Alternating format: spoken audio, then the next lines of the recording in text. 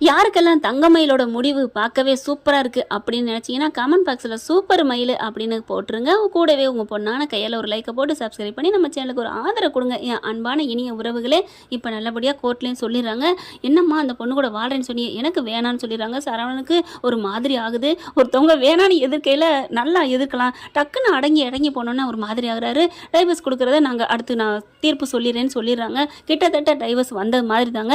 இந்த பக்கம் பார்த்தீங்கன்னா நம்ம அப்பத்தா வீட்டுக்கு போயிடுறாங்களா. அங்கே முத்துவேலுக்கு ரொம்ப சந்தோஷம், நம்ம அம்மா நம்ம கூட இருக்குன்னு பார்த்தா, ஐயா நான் உன்னை விட்டு போயிட்டேனா ஐயா, என்னை மன்னிச்சுக்கையா அப்படி சொல்ல, விடுமா அதெல்லாம் ஒன்றும் இல்லை அப்படிங்கிறாங்க. அதுக்கப்புறம் நம்ம சக்திவேலு, ஆத்தா என்னை மன்னிச்சிடாத்தா, பெரிய தப்பு பண்ணிட்டேன் ஆத்தா, பெத்த தாய் இப்படி வீட்டை விட்டு அனுப்புனது தப்பு தான், என் புள்ள கல்யாணத்தை நிப்பாட்டிட்டேன்னு வருத்தத்தில் பண்ணிட்டேன், என்னை மன்னிச்சிருன்னு காலில் விழுந்து அழுகுறாங்க.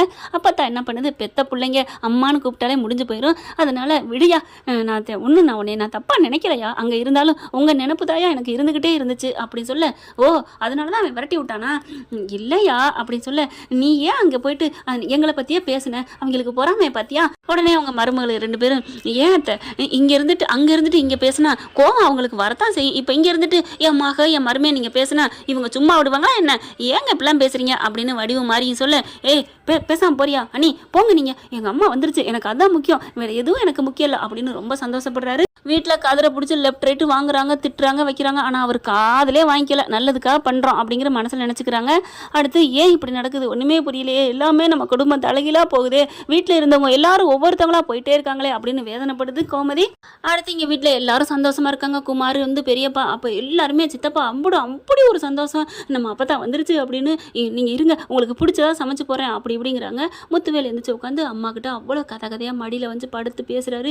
என்னையா ஏயா மடியில் வந்து படுக்கிற அப்படிங்கிற, ஒன்றும் இல்லைம்மா எனக்கு என்னமோ தெரியல, உங்ககிட்ட இருக்கணும் போல் தோணுச்சுமா, என்னையா உங்ககிட்ட இருக்கணும் போல் இருக்குன்னு என்னமோ சொல்கிற, என்னமோ எங்கேயோ ஊருக்கு போகிற மாதிரி, நான் எங்கேயோ போகிறேன் போமா, டே என்னடா என்ன ஒரு மாதிரி உடம்புலாம் படபடப்பாக இருக்குது, ஒன்றும் இல்லைம்மா மனசு சரியில்லை, எனக்கு நீ வந்துட்ட பாரு, எனக்கு சந்தோஷமாக இருக்குமா, எனக்கு சாமி கும்பிடணும் போல் ஆசையாக இருக்குமா, கும்பிடுடா அப்படின்னு சொல்லல அம்மாவை பார்த்து கும்பிடுறாரு. என்னப்பா முத்து, ஒன்றும் இல்லை நான் போயிட்டு அம்மன் கோயிலுக்கு போய் சாமி கும்பிட்டு வரட்டுமா அப்படின்னு சொல்ல, போயிட்டு வாயா அப்படிங்கிறாங்க. சக்திவேலு சந்தோஷத்தில் அவர் பாட்டுக்கு அங்கிட்டு வேலையில் பார்க்க ஆரம்பிக்கிறாங்க. முத்துவேலு தனியாகவே கிளம்பிடுறாருங்க. போயிட்டு சாமி கும்பிட போகிறாரு. சாமி கும்பிட்டுட்டு திரும்பினா கதிர்வேலு நிற்கிறாரு. கதிர்வேலு பார்த்தோன்னே, தம்பி நீ அப்படிங்கல, நான் வந்தேன் நீங்கள் வர்றதை பார்த்தேன் அதான் வந்தேன், ஐயோ பின்னாடி வந்தீங்கன்னா அந்த சக்திவேலு கண்குத்தி பாம்பா திரியிறான்ப்பா அப்படிங்கிறாங்க. விடுங்க பார்த்துக்கலாம் அப்படிங்கிறாங்க. அதுக்கப்புறம் கையை பிடிச்சி ரொம்ப நன்றி சொல்கிறாரு. ஏன் என்னாச்சு அப்படின்னு கதிர் கேட்க, இல்லை நீ அம்மா என் கூட இருக்கணும்னு நான் ஒரு வார்த்தை தான் சொன்னேன், ஒன்று சொன்னால் அப்படியே நிறைவேற்றியப்பா அப்படின்னு சொல்ல, என்னை பொறுத்த வரைக்கும் என்னை நம்பி ஏதாவது சொல்லிட்டா அதை நான் நிறைவேற்றி தீருவேன் மாமா, என்னோட கடமை என்னோட நேச்சுரலே அதுதான் அப்படிங்கிறாங்க. ராஜிக்கு என்ன பிடிச்சதே அதே தான், உங்ககிட்ட ஒன்று சொல்லிட்டா அப்படியே நிறைவேற்றிடான்னு அடிக்கடி சொல்லுவா அப்படி சொல்ல, உண்மையிலே என் பொண்ணு கொடுத்து வச்சவன் மாப்பிள்ள அப்படி சொல்ல, மாமா அப்படிங்கிறாங்க. மாப்பிள்ளை நான் சொன்னீங்க அப்படிங்கிறாங்க. ஆமாம் என் பிள்ளைக்கு இதை விட மாப்பிள்ளை யாருப்பா கிடைக்கும், ரொம்ப தேங்க்ஸ்ப்பா, என் பிள்ளை கடைசி வரைக்கும் நீ தான் பார்த்துக்கணும், நான் இல்லாட்டியும் அப்படிங்கல. மாமா என்ன மாமா அப்படின்னு சொல்லிட்டு அப்படியே கட்டிக்கிறாங்க. அப்புறம் நாளைக்கு எப்படிப்பா போகிறது, நான் வந்து எங்கேயாவது வேறு ஏதாவது திருச்சிக்கு போகிறேன்னு சொன்னால் கண்டுபிடிச்சிடுறேன், தஞ்சாவூர் அப்படி இப்படி ஏதாவது மாற்றி சொல்லுவோமா, இல்லை மதுரைக்கு போகிறேன்னு சொல்லி பார்க்கலான்னு இருக்கேன், நீ வர வேணாம் நான் மட்டும் போய்க்கிறேன். அதெல்லாம் முடியாது மாமா, நீங்கள் மொத்தையெல்லாம் உங்களெல்லாம் விட முடியாது, ஐயோ வேணாம் அவன் வந்து சந்தேகப்படுறான், என்ன ஆனாலும் சரி இதில் என்ன வேணாலும் நடக்க முடியாதவங்க நீங்கள் நல்லா நிற்கலாம், ஆனால் கேன்சருங்கிறது எவ்வளோ பெரிய கொடிய வியாதி அப்படின்னு சொல்கிறத கேட்டுட்டு நிற்கிறாங்க. அங்கிட்டு திரும்பினா அப்படியே நிற்கிறாங்க. கோமதியும் பாண்டியனும் ஆடி போகிறாங்க. என்னது அண்ணனுக்கு கேன்சரா அப்படின்னு சொல்லிட்டு, அதுக்கு ஆனால் இது தெரியாமல் அப்படியே மயங்கி விழுகுது. ஏய் கோமதின்னு தாங்கி பிடிச்சிடுறாரு. அவங்க சத்தம் போடாமலே இங்கே இவங்க 2 பேரும் பேசுகிறாங்க. நான் கண்டிப்பாக வருவேன் மாமா, இல்லை நான் மட்டும் போய்க்கிறேன் போதுமா அப்படிங்கிறாங்க. இல்லை மாமா அப்படிங்கல, இல்லைப்பா நீ பார்த்துக்க, என் மேலே சத்தியம் நான் வருவேன், நீங்கள் பேசாமல் இருங்க, நான் இப்போவே இன்றைக்கே கிளம்பிடுறேன் போதுமா அப்படி சொல்ல, என்ன தம்பி சொல்கிறேன், எனக்கு ட்ராவல் இருக்குன்னு சொல்லிட்டு நான் போயிடுறேன், அதனால் சந்தேகம் வராது, நீங்கள் வந்துடுங்க, நீங்கள் கார் ஏறி கொஞ்சம் எங்கேயாவது வந்து இறங்கி அதுக்கப்புறம் நான் பார்த்துக்கலாம், நீங்கள் ஏன் பயப்படுறீங்க, ஆனால் ஒன்று அப்போ தான் அவங்க கூட வந்துட்டாங்க போதும் தானே அப்படி சொல்ல, எனக்கு ரொம்ப சந்தோஷம் கதிர், உண்மையிலே எங்கள் அம்மா வந்தது எனக்கு ஆன பலம் வந்த மாதிரி இருக்குது தெரியுமா அப்படின்னு கட்டிக்கிறாங்க. எனக்கு இன்னொரு ஆசை அப்படிங்கல. என்ன என் பொண்ணு என் கூட வந்தால் அதுவும் நல்லா தான் இருக்கும். இப்போ என்ன கூட்டிகிட்டு வரேன், கூட்டிகிட்டு வந்தால் அந்த சக்திவேலு சண்டை போடுவானே. என் பொண்ணு என் கூட இருக்கணும். அதை விட என் கோமதி உன் அம்மா, நான் அவளை எப்படி தூக்கி வளர்த்தேன் தெரியுமா? பெத்த புள்ள மாதிரி அவள் என்னை அண்ணாங்கிறத விட அப்பான்னு தான் சொல்லுவாள். அந்தளவுக்கு நான் அவளை பாசமாக வளர்த்தேன். அவளும் என் கூட இருக்கணும்னு ஆசையாக இருக்குது. உங்கள் அப்பா மேலே நாங்கள் ஏன் கோவிச்சோம் தெரியுமா? நம்ம உயிரை அவன் எடுத்துகிட்டு போயிட்டானே அப்படிங்கிற வருத்தம் தான். மற்றபடி வேறு வேலை வேறு அவன் ஏழை, அவன் யாரும் இல்லாதவன் அப்படிங்கிற நினப்பெல்லாம் எனக்கு இல்லைப்பா. நம்ம தங்கச்சியை தூக்கிட்டு போயிட்டானே அப்படிங்கிற வேதனை தான். அவள் கூட நான் இருக்கணும் ஆசையாக இருக்குப்பா. மாமா நீங்கள் நினச்சிட்டிங்கல்ல, விடுங்க. இல்லை ஏதாவது பிரச்சனைலாம் வராது, கவலையை விடுங்க அப்படின்னு சொல்லிட்டு முத்துவேல் கிளம்புறாங்க. இங்கே கதிர் என்ன பண்ணுறாரு, சாமியை கும்பிட்டுட்டு இங்கிட்டு திரும்பி இப்படி வெளியில் வராங்க. அப்பாவும் அம்மாவும் நிற்கிறாங்க. அப்படியே பார்த்தோன்னா ஆடி போகிறாரு. என்னடா நடக்குதுங்க? அப்பா என்னப்பா, அம்மா என்னம்மா நீங்கள் ஏம்மா சாஞ்சு போயிருக்கீங்க? அப்படியே அழுதுகிட்டு இருக்காங்க. அப்படியே அண்ணே அப்படின்னு அப்படியே அண்ணன் போகிறதே பார்க்க, ஐயோ எல்லாத்தையும் கேட்டுட்டாங்களா அப்படின்னு பார்க்க, எல்லாத்தையும் கேட்டான்டா, என்னடா பண்ணிக்கிட்டு இருக்க அப்படின்னு சொல்ல, அப்பா அம்மா என்னை மன்னிச்சிருங்க, மாமாவுக்கு எல்லாம் கேட்டேன்டா, அவருக்கு இப்படிப்பட்ட நோய் இருக்குது, ஏன்டா எங்ககிட்ட சொல்லலை? அவர் சொன்னதையும் கேட்டிருப்பீங்களே, அவர் தான் யார்ட்டையும் சொல்லக்கூடாதுங்கிறாரு, நான் என்ன பண்ண முடியும் அப்படின்னு கதிர் சொல்ல, அப்போது அம்மாவை நீ வேணுக்குன்னு தான் திட்டி அனுப்புனியாடா, அண்ணன் ஆசைக்காக அனுப்புறியாடா கதிர்? ஆமாம்மா அப்படிங்கிறாங்க.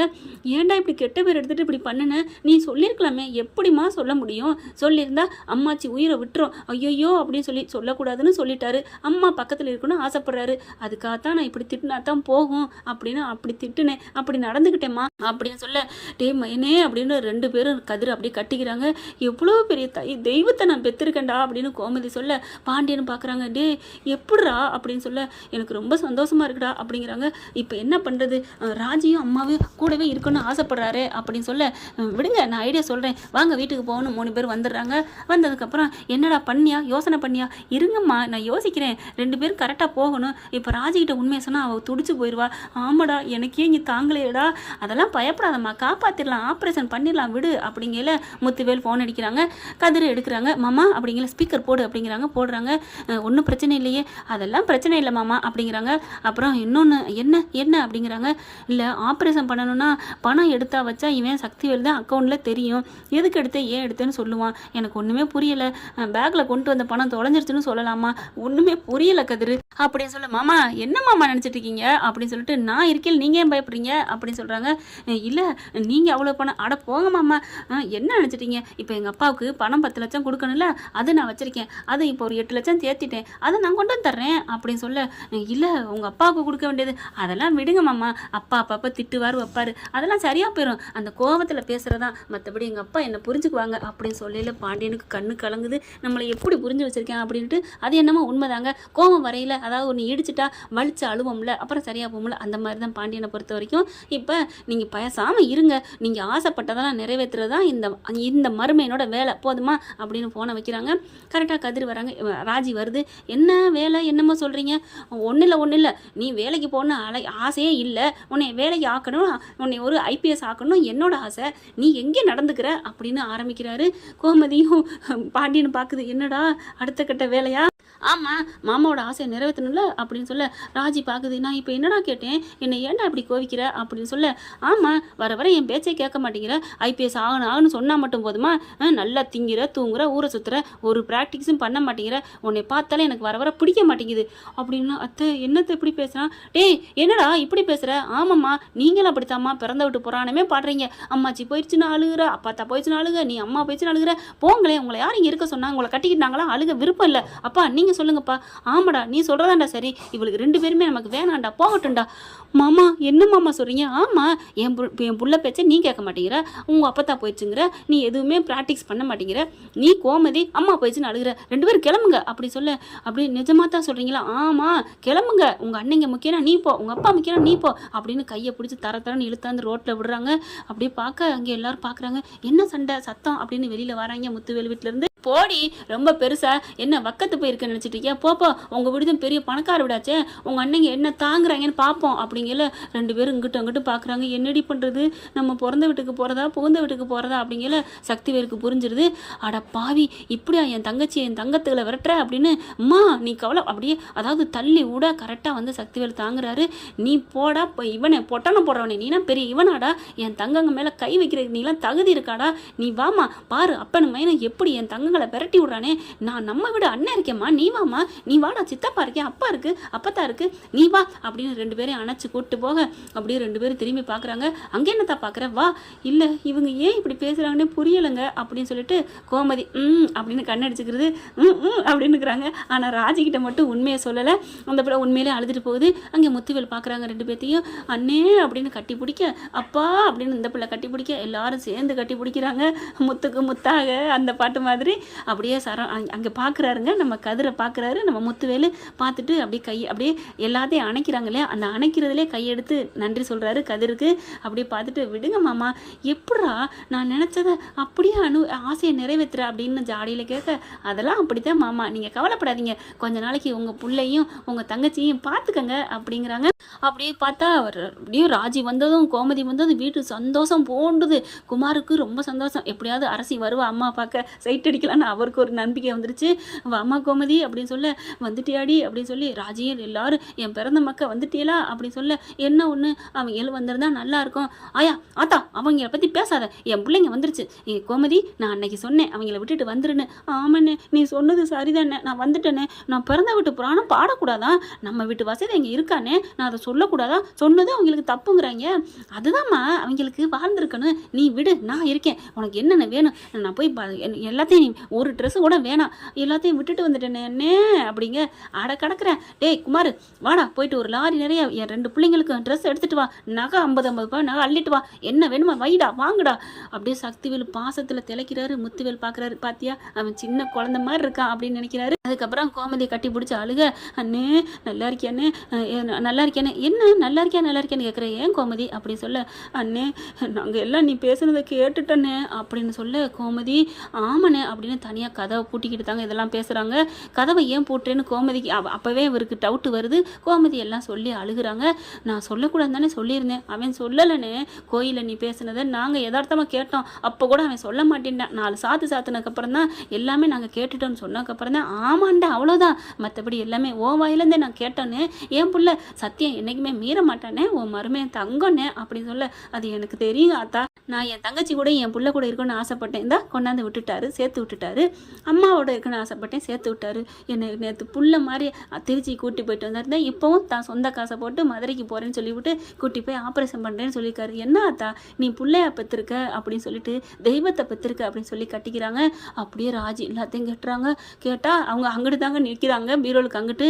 அப்பா அப்படின்னு சொல்ல, நீ கேட்டியா அப்பா உங்களுக்கு இந்த நோய் இருக்கா அப்படின்னு சொல்லிட்டு அழுகுறாங்க கட்டி பிடிச்சிக்கிட்டு. அப்போது கதிர் இதுக்காகத்தான் விரட்டினானா, இதுக்காகத்தான் சண்டை போட்டு அனுப்புனானா அப்படின்னு சொல்லிட்டு அழுகுறாங்க கட்டி பிடிச்சிட்டு. அப்பா நான் உங்களே இருந்துடுறேப்பா, சரிம்மா எனக்கு நல்லா ஆயிரும், அதுக்கப்புறம் பார்த்துக்கலாம், நான் கதிரை தப்பாக நினச்சிட்டேன், அவன் ஏன் என்கிட்ட அதை சொல்லலை, இல்லைம்மா நான் தாம்மா சத்தியம் வாங்கினேன் அப்படிங்கிறாங்க. கதிர் அப்படின்னு சொல்லிட்டு போக பார்க்குறாங்க. நீ போகலாம் கட்டி பிடிக்கலாம் அதெல்லாம் பண்ணிக்கலாம், இப்போதைக்கு வேணாம், இருடி நான் தானே என் புருஷனை விட்டு வந்திருக்கேன் அப்படி சொல்லி கோமதி மருமலை பிடிச்சி இழுத்து வைக்கிது. போங்கத்த இதெல்லாம் சொல்கிறதில்ல அப்படின்னு சொல்லிட்டு, அப்பா நீ கவலைப்படாதப்பா நாங்கள் இருக்கோம்ப்பா, உன்னை ஆப்ரேஷன் பண்ணி நல்லபடியாக காப்பாற்றுவோம் அப்படின்னு சொல்லி பேசுகிறாங்க.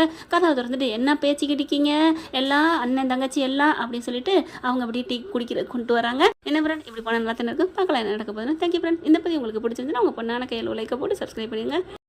இந்த வீடியோ உங்களுக்கு பிடிச்சிருந்தா தயவு செய்து லைக் பண்ணுங்க. இன்னும் அப்டேட்ஸ்க்காக சேனலை சப்ஸ்கிரைப் பண்ண மறக்காதீங்க. நம்ம கிட்ட இருக்க எல்லா சேனல்ஸோட லேட்டஸ்ட் வீடியோ அப்டேட்ஸ்க்காக மேல ரைட் சைடுல காட்டுற லிங்கை கிளிக் பண்ணி வாட்ஸ்அப் குரூப்ல ஜாயின் பண்ணுங்க. உங்களிடம் விடைபெறுவது நான் உங்கள் மெஹர்.